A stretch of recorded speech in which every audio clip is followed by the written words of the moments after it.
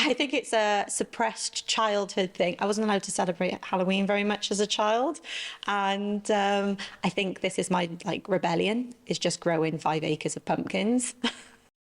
Naomi and her husband Josh run Billy Bob's farm and largely started it all from nothing.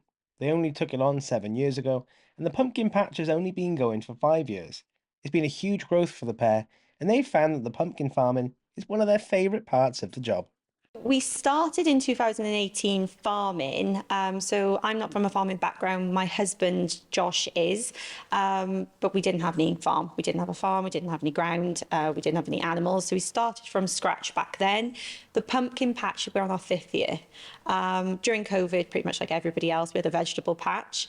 We grew a very small amount of pumpkins, sold them at the end of our drive during social distancing. Josh couldn't believe the uptake that, we live sort of in a housing estate, and they sold out within about 30 minutes was probably. So that's where the idea was born.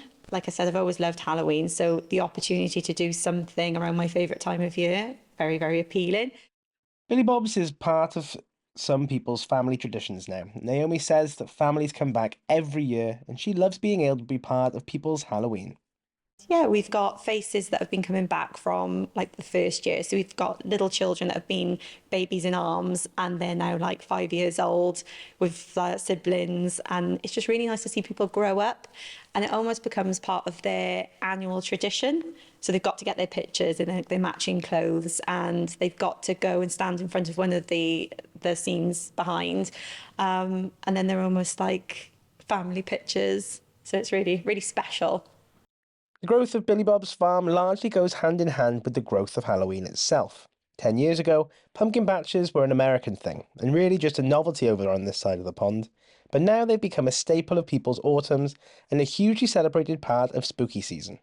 I think it comes back as being that trick-or-treating, asking for sweets off strangers, and like interrupting somebody with children with a packet of eggs. So I think it always had a bit of a negative connotation. It's very, very popular in America. That's where the pumpkins originally come from.